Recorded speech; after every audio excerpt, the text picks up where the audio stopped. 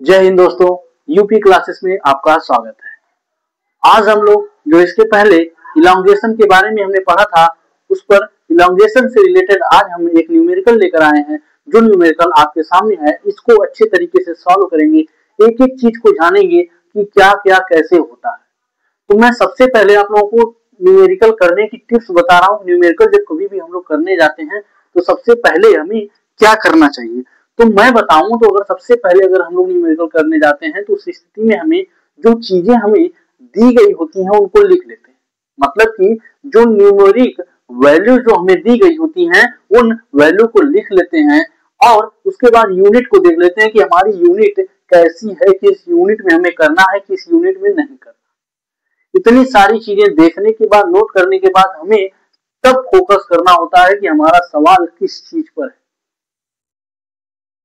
तो सबसे पहले चलिए जो हमारा इस आपके सामने सवाल दिया गया है, आपके सामने जो क्वेश्चन आया है, इस क्वेश्चन के बारे में पढ़ते हैं। क्वेश्चन क्या बोल रहा है, सबसे पहले देखिए यहाँ पर क्वेश्चन लिखा गया है। क्वेश्चन बोल रहा है संयुक्त बार में वृद्धि ज्ञात कीजिए। क्या? संयुक्त बार में वृद्धि ज्ञात कीजिए, इलॉन्गेशन, जिसे हिंदी इंग्लिश में क्या बोला जाता है, इलॉन्गेशन बोला जाता है। उसके बाद ये आपका चित्र दिया है। क्या? ये आपके सामने चित्र दिया है। चित्र में क्या क्या चीजें ये आपको मैं समझा देता हूँ। ये आपकी एक कंपोजिट बार है। क्या है? एक कंपोजिट बार है, मतलब कि अलग अलग डायामीटर की, क्या अलग अलग डायामीटर की रॉड से मिलकर बनी हुई है।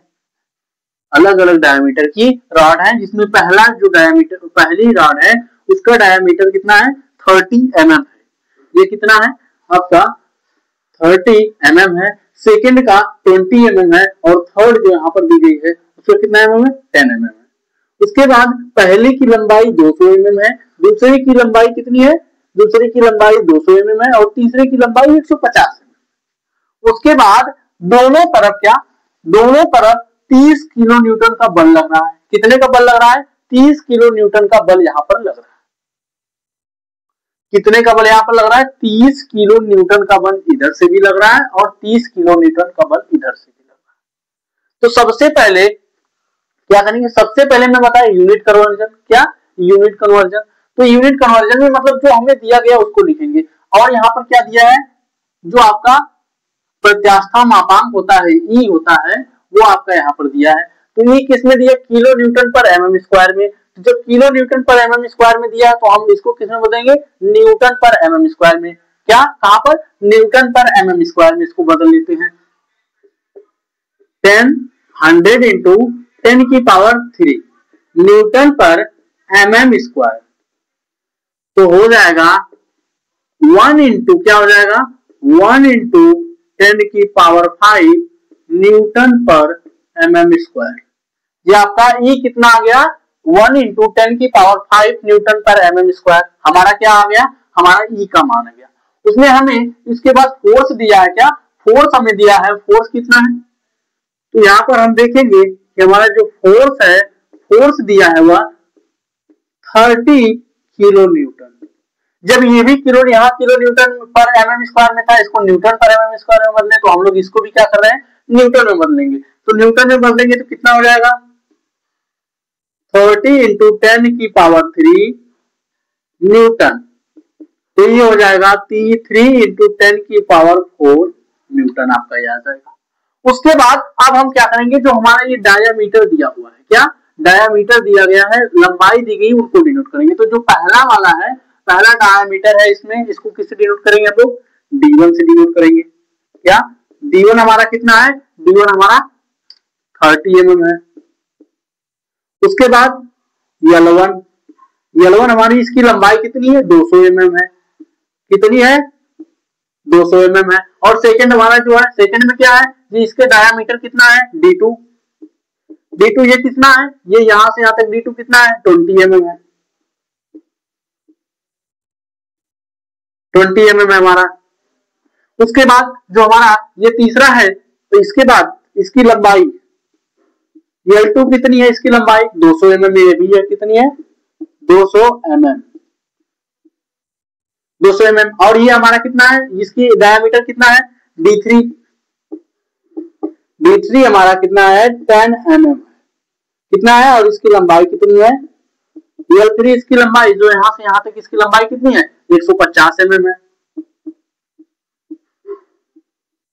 150 mm है। तो अब हम लोग क्या करेंगे, अब हम ये जानेंगे कि इसमें अगर हमें इलॉन्गेशन वृद्धि ज्ञात करनी होगी तो हमें फार्मूला कौन सा लगाना होगा। क्या, जब हमें इलॉन्गेशन मतलब वृद्धि जब निकालनी होगी तो हमें फार्मूला कौन सा लगाना होगा। तो हम जानते हैं कि इस स्थिति में फार्मूला हमारा कौन सा लगता है, डेल्टा एल। मान लीजिए इसमें वृद्धि कितनी हुई, डेल्टा एल हुई, डेल्टा एल। तो इसके लिए फार्मूला क्या होता है, एफ अपान ई L1 A1 L2 A2 L3 अपान A3 ये होता है।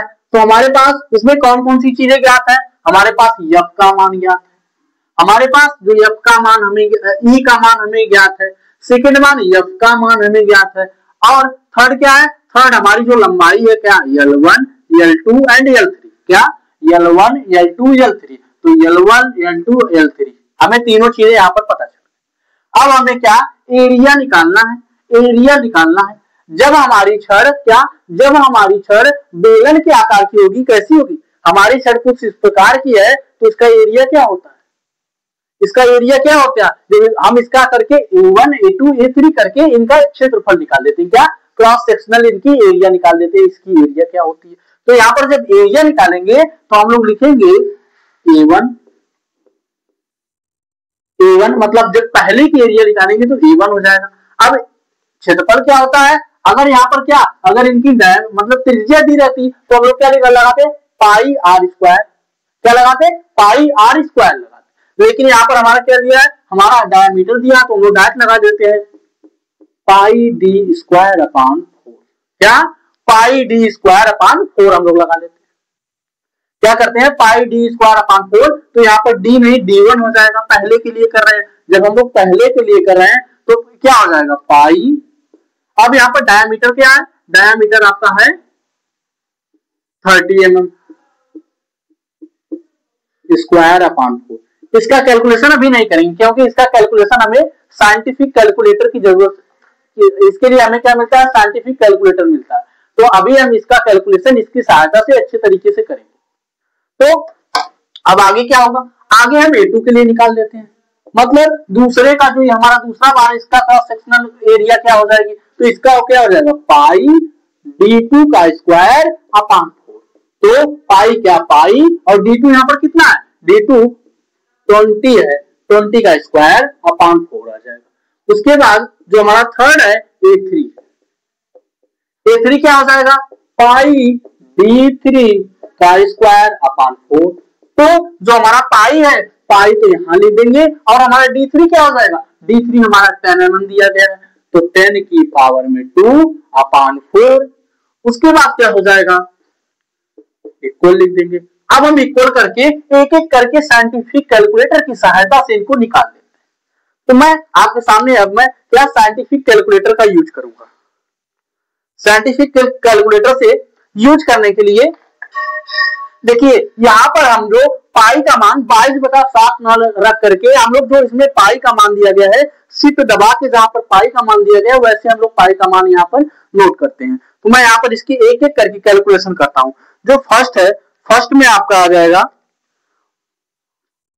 पाई इंटू 30 की पावर में 2, क्या पाई इंटू 30 की पावर में 2 भागे 4।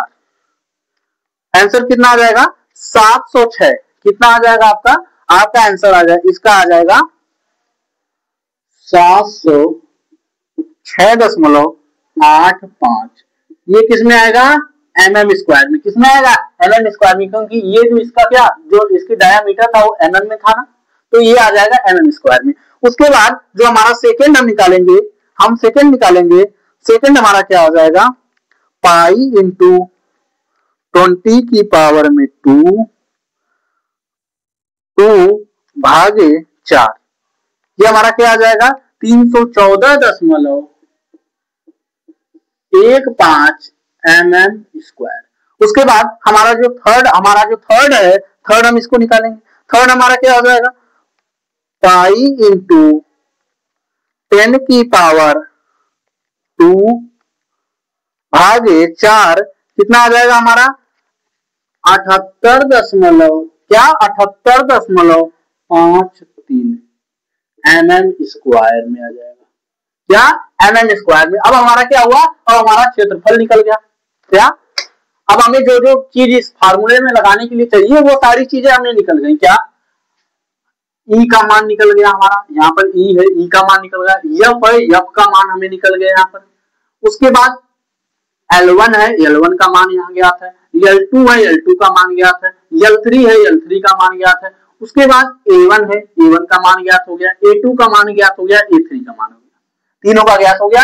अब हम इस फार्मूले में एक एक करके सबका मान रख देते हैं।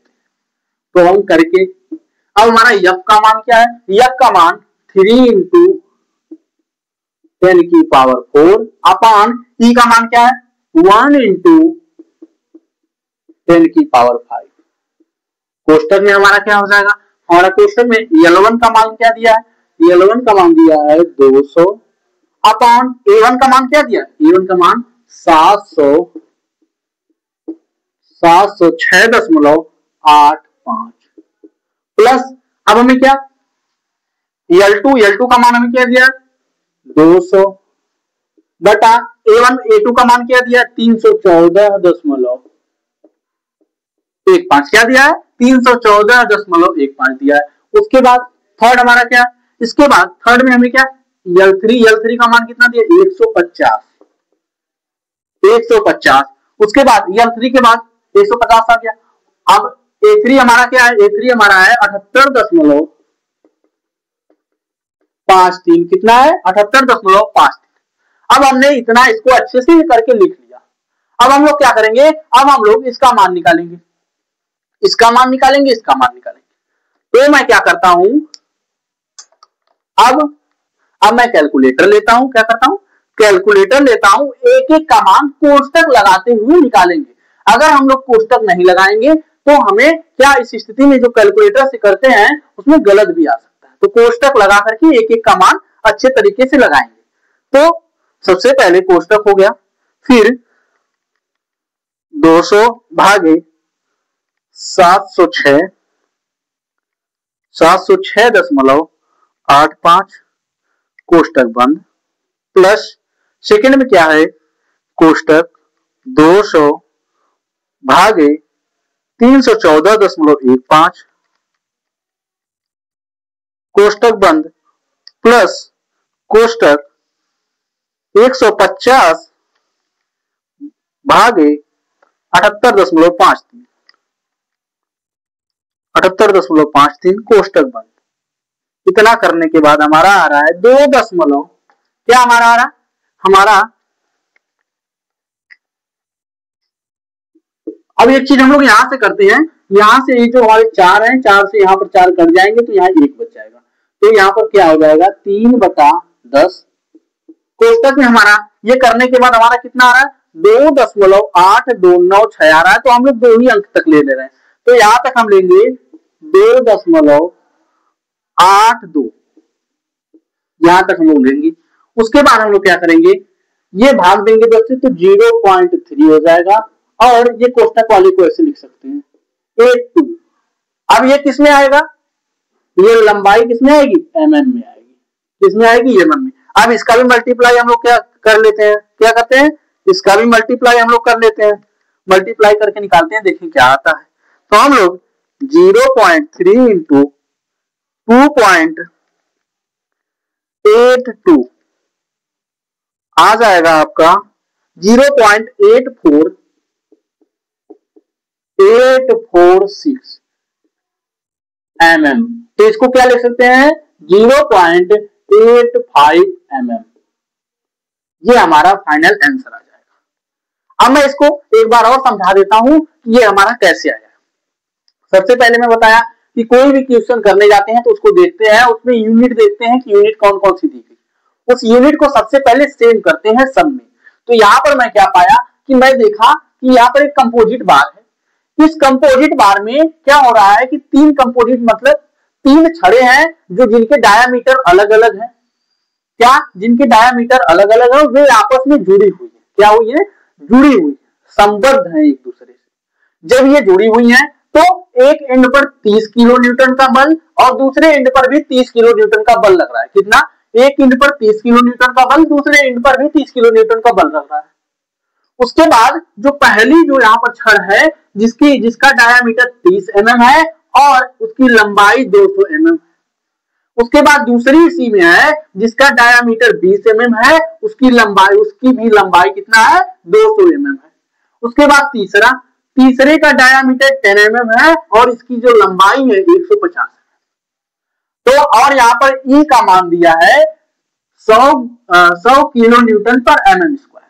तो 100 किलो न्यूटन पर mm स्क्वायर को हम सबसे पहले न्यूटन में बदल देंगे, न्यूटन पर mm स्क्वायर में। जब हमें न्यूटन पर mm स्क्वायर में बदलना होता है तो मतलब किलो न्यूटन की जगह 10 की पावर 3 से हमने मल्टीप्लाई किया, तो ये क्या हो गया? 1 इंटू 10 की पावर 5। क्या हमारा हो गया? हमारा हो गया 1 इंटू 10 की पावर 5 न्यूटन पर mm स्क्वायर में आ गया। उसके बाद सेकेंड क्या निकली? सेकेंड हमारा बल जो दिया था 30 किलो न्यूटन का लग रहा था, 30 किलो न्यूटन का बल लग रहा था, तो हमने क्या किया? 30 इंटू, अब किलो न्यूटन को न्यूटन में बदलेंगे क्योंकि यहाँ पर भी न्यूटन पर mm स्क्वायर हमने बदला था, तो यहाँ पर भी न्यूटन में ही होना चाहिए। तो हम यहाँ पर न्यूटन में जब इसको कन्वर्ट करेंगे 10 की पावर 3 से किलो न्यूटन में यहाँ था, तो 10 की पावर 3 से हम मल्टीप्लाई करेंगे तो ये न्यूटन में बदल जाएगा। तो हो जाएगा 3 इंटू 10 की पावर 4 न्यूटन आ जाएगा। 3 इंटू 10 की पावर 4 न्यूटन आने के बाद अब हम लोग डायामीटर, क्या मैं बोला कि उसमें जो हमें चीजें दी हुई होती हैं, जो न्यूमेरिक वैल्यू दी होती है जिन जिन चीजों की, वो हम लिख लेते हैं। तो मैं यहाँ पर लिखा कि हमारा D1 क्या है? D1 30 mm है, L1 क्या है? 200 mm है, और D2 क्या है? 20 mm है, और L2 क्या है? 200 mm है, D3 क्या है? 10 mm है, उसके बाद ये हमारा 150 mm है। इतनी सारी चीजें हमने लिख लिया। उसके बाद मैंने क्या किया? अब हमने फार्मूला लिखा। क्या किया? मैं फार्मूला लिखा, delta L is equal to F upon E कोष्टक में L1 अपान A1 प्लस L2 अपान A2 प्लस L3 अपान A3। इतनी चीजें हमने लिख ली। जब लिख लिए तो उसके बाद हमें पता चला हमें F का मान ज्ञात है, E का मान ज्ञात है, L1 का मान ज्ञात है, L2 का, L3 का मान ज्ञात है, लेकिन हमें A1 A2 A3 का मान ज्ञात नहीं, परंतु हमें यहाँ पर डायामीटर दिया था, तो हमने डायामीटर की सहायता से हमने A1 का मान, A2 का मान, A3 का मान, तीनों का मान निकाला। क्या? डायामीटर की सहायता से हमने क्या? A1 का मान, A2 का मान, A3 का मान, तीनों का हमने निकाल लिया, और वो मान किसमें? mm स्क्वायर में आया। क्या? mm स्क्वायर में आया। उसके बाद हमने क्या किया? यहाँ पर मान रखे, सबके मान, F का मान यहां से उठाया, E का मान यहां से उठाया, उसके बाद L1 A1 L2 A2 L3 A3 ये मान रखने के बाद मैंने कैलकुलेटर उठाया, और कैलकुलेटर उठा करके हमने कैलकुलेशन किया। कैलकुलेशन करने के बाद जो हमारा आंसर आया, आपके सामने क्या आंसर आया? 0.85। इतने mm की क्या इसमें होगी? इलॉन्गेशन। डेल्टा L का मान हमें क्या आएगा? 0.85 mm का इलॉन्गेशन इसमें आएगा। इसके बाद इस वाले सवाल में हमने सब कुछ समझ लिया। इसके बाद जो मैं सवाल आपको, जो भी क्वेश्चन मैं आपको बतलाऊंगा, तो उसमें एक चीज और बतलाऊंगा कि उसमें ये जो फोर्स लग रहे होंगे, अलग अलग बॉडी पर अलग अलग फोर्स लग रहे होंगे। जैसे कि यहाँ पर क्या ये कंपोजिट बार है, इसमें अलग अलग फोर्स लग रहे होंगे। उस स्थिति में आपको अगला सवाल बताऊंगा, और बहुत ही धांसू तरीके से बताऊंगा, ताकि ये आपके माइंड में एक बार में बहुत अच्छे से घुस जाए।